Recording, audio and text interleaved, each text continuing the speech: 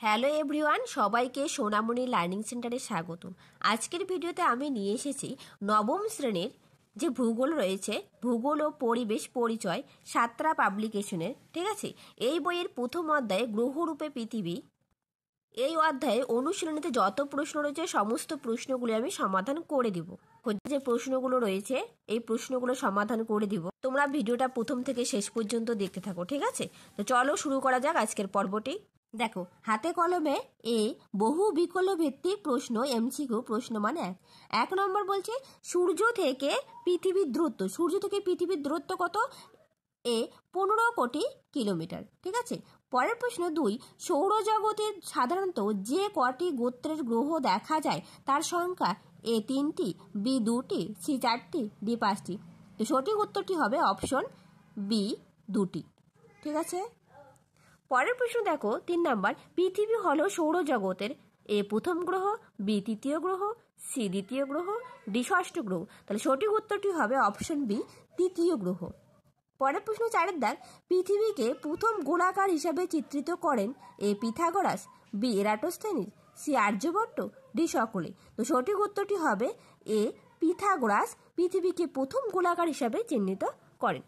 ঠিক আছে, পরের প্রশ্ন 5 দাগ, পৃথিবী গোলত্বের প্রমাণ করতে যে খালকে ব্যবহার করা হয় তা হলো A সুয়েজ খাল, B পানামা খাল, C বেডফোর্ড খাল, D সবকটি। তো সঠিক উত্তরটি হবে অপশন C বেডফোর্ড খাল। ঠিক আছে, পরের প্রশ্ন 6, নিরক্ষরেখা থেকে ধ্রুব নক্ষত্রকে দেখা যায় A দক্ষিণে, B উত্তরে, C উত্তর পূর্বে, D দক্ষিণ পূর্বে। তো সঠিক উত্তরটি হবে অপশন B উত্তরে দেখা যায়। নিরক্ষরেখা থেকে ধ্রুব নক্ষত্রকে উত্তরে দেখা যায়। পরের প্রশ্ন 7 দাগ, পৃথিবীর কেন্দ্রাতিক বলের সৃষ্টি হয় A আবর্তন, B পরিক্রমণ, C আবর্তন ও পরিক্রমণ, D কোনোটিও নয়। তো সঠিক উত্তরটি হবে অপশন A আবর্তন। ঠিক আছে, আবর্তনের ফলে পৃথিবীর কেন্দ্রাতিক বলের সৃষ্টি হয়।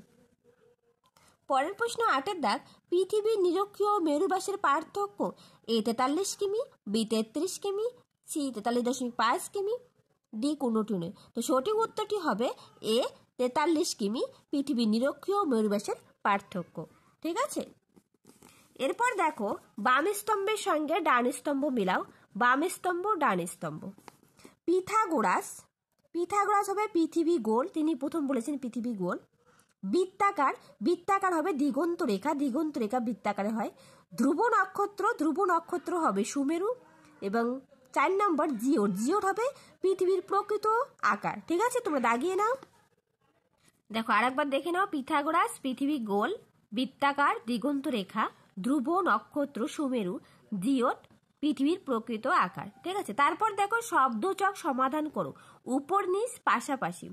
ধ্রুবতারার সাহায্যে অক্ষাংশ নির্ণয় করা হয় যে গোলার্ধে, এটা হবে উত্তর গোলার্ধে, অর্থাৎ উপর নিচ হবে উত্তর গোলার্ধ, এটা হবে উত্তর গোলার্ধ। ঠিক আছে, পাশাপাশি পৃথিবীর যে ব্যাসের দৈর্ঘ্য 12,757 কিমি, তো এটা নিরক্ষীয় ব্যাস, তাহলে ওই পাশাপাশি হবে নিরক্ষীয় ব্যাস। ঠিক আছে, চলো এরপর দেখো বি অতি সংক্ষিপ্ত উত্তরভিত্তিক প্রশ্ন মান 1, উপযুক্ত শব্দ বসিয়ে শূন্যস্থান পূরণ করো। 1 নাম্বার, একটি বামন গ্রহের উদাহরণ হলো প্লুটো। তো প্লুটো একটি বামন গ্রহ। ঠিক আছে, 2 দাগ, পৃথিবীর গড় ব্যাসার্ধ ড্যাশ মাইল। পৃথিবীর গড় ব্যাসার্ধ কত? 3958.7 মাইল। ঠিক আছে, মাইলে দেওয়া আছে। পরের প্রশ্ন 3 দাগ, মঙ্গল গ্রহে 2টি উপগ্রহ হলো ডিমোস ও ফোবস। ফোবস তো দেওয়া আছে, তোমার ডিমোস লিখবে। ঠিক আছে, পরের প্রশ্ন 4 দাগ, পৃথিবী নিরক্ষীয় তল কক্ষতলের সঙ্গে 23.5 ডিগ্রি কোণে হেলে থাকে। ঠিক আছে, 5 দাগ, সৌরজগতের বৃহত্তম গ্রহ বৃহস্পতি। ঠিক আছে, চলো এরপর দেখো শুদ্ধ সু অশুদ্ধ অ নির্বাচন করো। চলো 1 দাগ, চন্দ্রগ্রহণে পৃথিবীর গোলত্বের প্রমাণ পাওয়া যায়, এটি শুদ্ধ। 2 দাগ, পিথাগোরাস পৃথিবীকে সর্বপ্রথম গোলাকার বস্তু হিসাবে চিত্রিত করেন, এটাও শুদ্ধ। 3 দাগ, 1906 খ্রিস্টাব্দে বেডফোর্ড খালে পৃথিবীর গোলত্বের প্রমাণ করেন, এটা মিথ্যা, অর্থাৎ অশুদ্ধ। পরের প্রশ্ন 4 দাগ, পৃথিবীর আবর্তনের ফলে কেন্দ্রাতিক বলের সৃষ্টি হয়, এটা শুদ্ধ। নেক্সট প্রশ্ন 5 দাগ, নিরক্ষরেখা থেকে হ্যাডলির অক্ট্যান্ট উত্তর মেরুতে দিগন্তের উপর দেখা যায়, এটি মিথ্যা।